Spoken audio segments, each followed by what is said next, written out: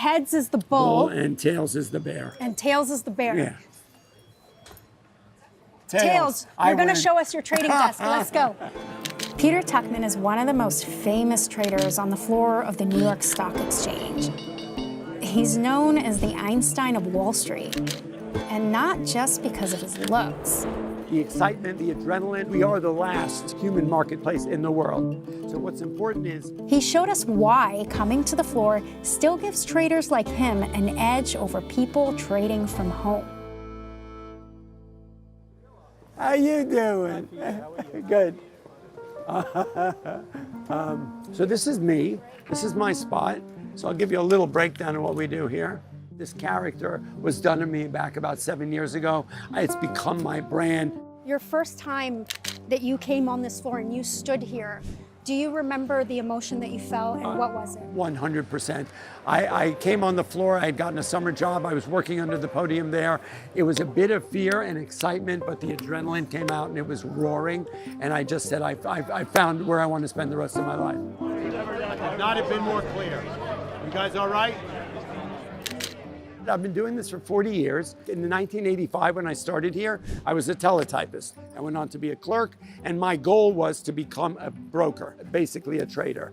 I still get butterflies in my stomach every morning when I come into work. It's like being in the Super Bowl.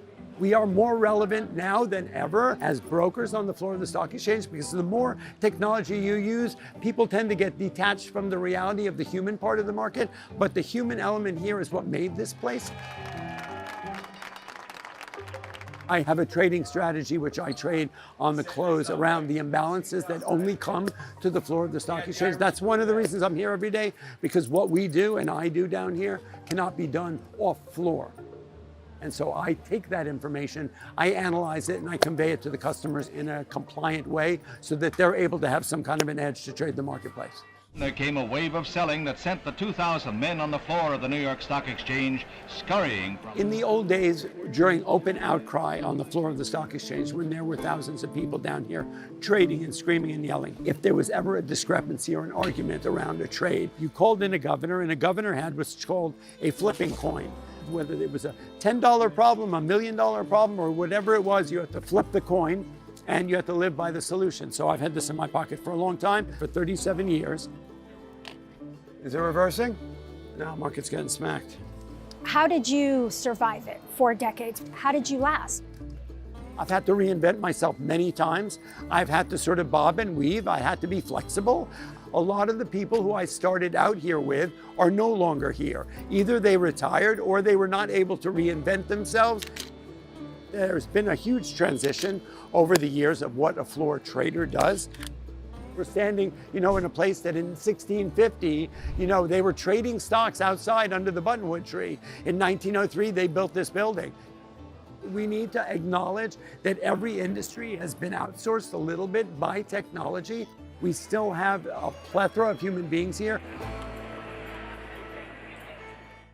What is the most problematic emotion that you deal with when you're trading? Obviously fear, right? The greatest emotion of all.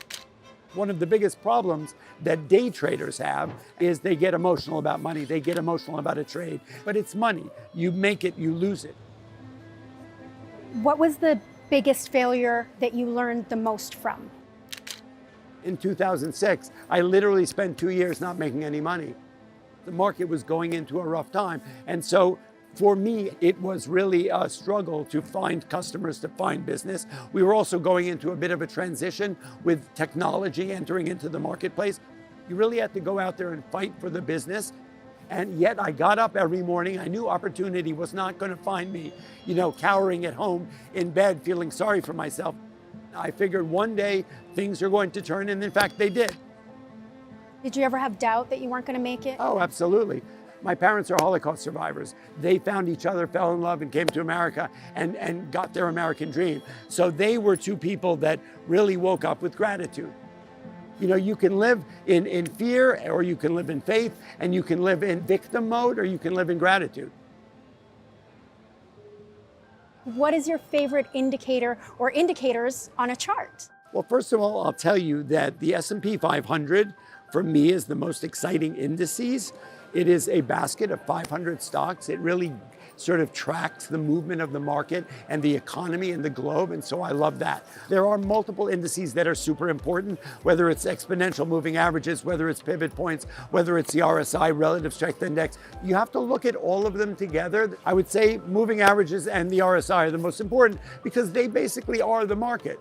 They represent support and resistance. They represent oversold and overbought conditions. So as a day trader, for those who day trade, that is the necessity to identify that to really get your most out of a trade. My advice to day traders is don't make decisions based on economic data and earnings. Don't trade on FOMO and hype.